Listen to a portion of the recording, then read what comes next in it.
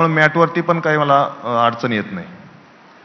म्हणजे तुमच्याशी शरीर संस्कार क्षेत्रातली मुलगी बोलली आहे, कुस्तीतला पैलवान बोललाय, पण तुमच्या सगळ्यांच्या नजरा त्या दोघांपेक्षा लहान वयानं असलेल्या माणसाकडे लागल्यात. आयुष म्हात्रे, आपल्या नालासोपाऱ्याचा आयुष म्हात्रे, अवघं 19 वर्षांचं वय आहे त्याचं.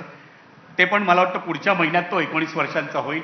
आयुष, तुझ्याकडे कदाचित ड्रायव्हिंग लायसन नाही आहे, तुझ्याकडे कदाचित वोटर ID पण नसेल, पण आज भारताला अंडर-19 विश्वचषक जिंकून देणारा कर्णधार ही बिरुदावली तुझ्या नावावर लागली आहे.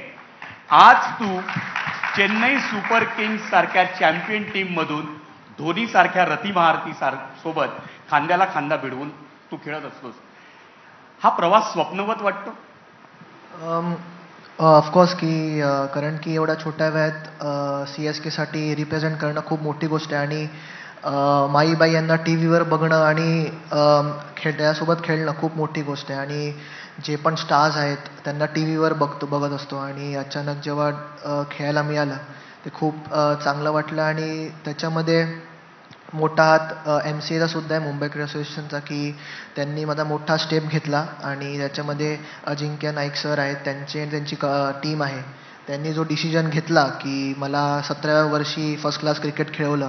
तिकडनं माझं म्हणजे बोलतात की तिकडनं चालू झालं माझं रिअल क्रिकेट की, आणि नजरात आलो मी सर्वांच्या, आणि तिथपासून माझं ग्राफ जो आहे तो वर चालू झाला.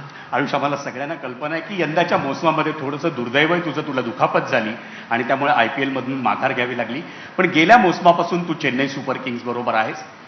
काय होती तुझी आणि पहिली महेंद्रसिंग धोनी सोबतची इंटरॅक्शन? मी तेव्हा राजकोटमध्ये होतो आणि अंडर-19 NCAचा कॅम्प होता. तेव्हा मला कॉल आला की, कारण की ऋतुराज इंजर्ड झाला होता, तर मला कॉल आला होता की तुला आम्ही बघतोय. तर मी ट्रायल्ससुद्धा गेलेलो चेन्नईला, 3-4 दिवस गेलेलो ट्रायल्ससाठी. आणि मग तिकडनं परत कॉल आला की आम्ही तुला साईन करतोय, बट 1-2 दिवसांनी आम्ही ऑफिशियली टाकू, फॅमिली वगैरेंना सांग, बट असं ऑफिशियली कोणाला सांगू नको. तर मुंबईतच मॅच होती तेव्हा, आणि तेव्हा मी असं माईबाईला कधी भेटलो सुद्धा नव्हतो, फक्त TV वरतीच बघितलेलं. आणि मी जेव्हा प्रॅक्टिस सेशनला उतरलो तेव्हा जस्ट मी बॅटिंगला परत वर जात होतो, तेव्हा त्यांनी मला बोलवून घेतलं की तुझा जो गेम आहे, ऑफकोर्स हिंदीमध्ये बोलले ते, बट ते बोलले की तुझा जो गेम आहे तोच खेळ, आणि आता तू सिलेक्ट झालायस, तर तुझे जे शॉट्स आहेत आणि तू शॉट्स खेळत असेल तर खूप छान आहे, बट नाही खेळत असशील तर जबरदस्ती नाही मारायची गरज आहे, तुला काढणार नाही आहे कोण, तर तू स्वतःला एक्सप्रेस कर आणि तुझा जो गेम आहे तोच ठेव.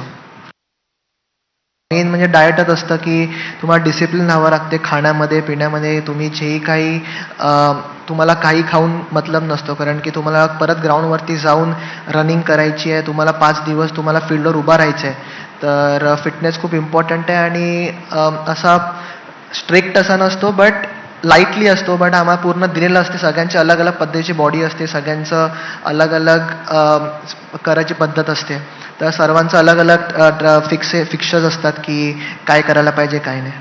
हर्षवर्धन सर, आमच्या बाबतीत म्हटलं तर प्रॅक्टिस हार्ड